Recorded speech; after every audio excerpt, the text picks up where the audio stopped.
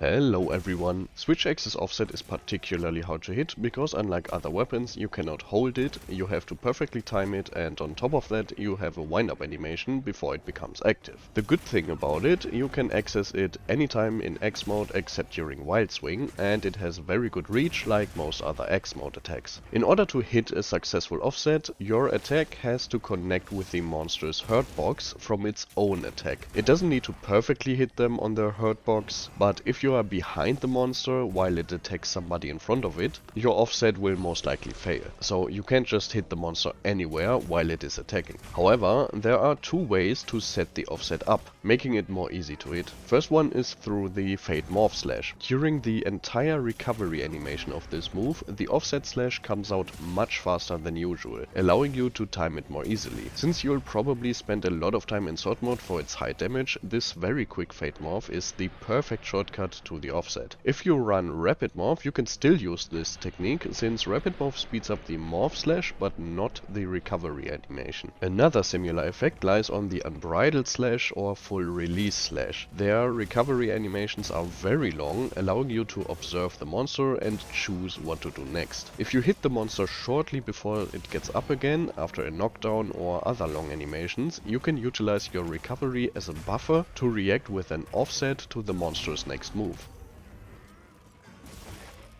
While focus mode looks like you are ready to do an offset attack, you will have to do the startup animation. So focus mode probably won't help you a lot, but you can give it a shot if you want to practice the offset timing. Aside from these two little tricks, I'm sorry to say that it simply is a lot of practice, but I still have some tips for you. What I like to do when fighting a monster is ask myself which attacks are well telegraphed and could be offset. For me personally, the perfect sparring partner for practicing the offset is Rei Dao. It has a lot of well telegraphed attacks that can be offset, especially when it drags its wing blades across the ground, or its tail attacks are really nice starting points to get the hang of the offset slashes. Another tip how I land a lot of offsets is trying to look for key moments in the monster's movement to start my offset. As soon as Rei Dao's wing blades make contact with the ground,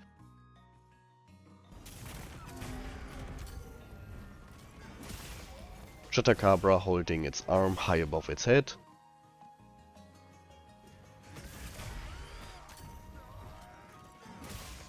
Arcveld lifting off the ground to do its backflip, or Gormagala spinning in the air before plunging down on you.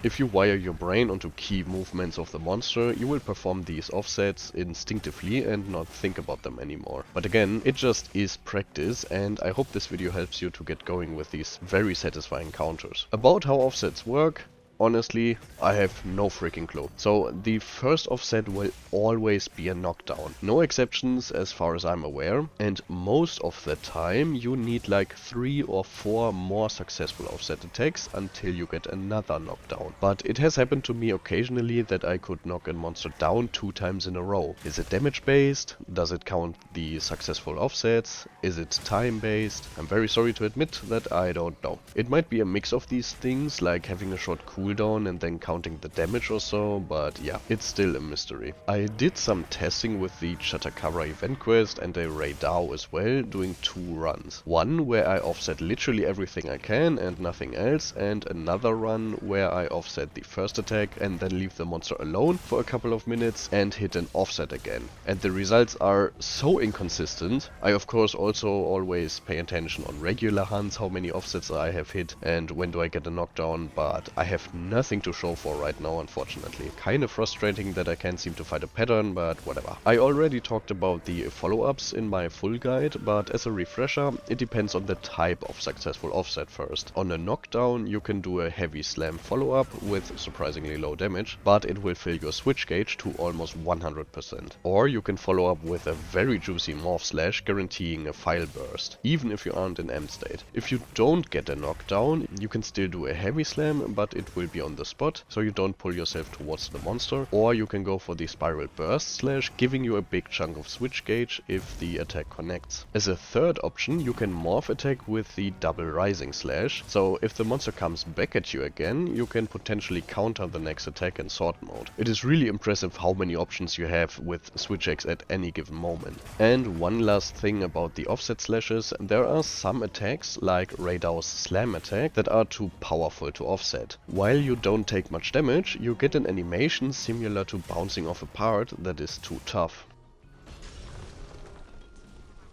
The offset slash also got a very minor buff thanks to hit stop.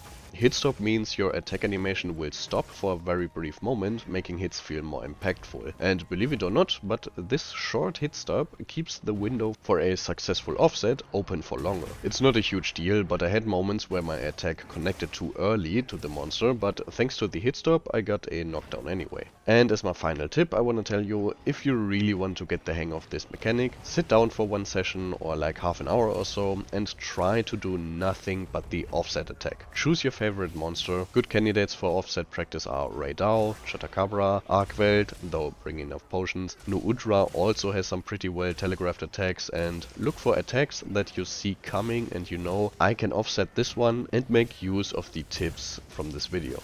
And soon you will easily incorporate them into your regular hunting sessions, even on monsters you aren't too familiar with, and even chain them together. I really hope this video helps you at least a bit to get the hang of this amazing and satisfying new mechanic, and until the next episode of the Switch X Academy, happy hunting everyone.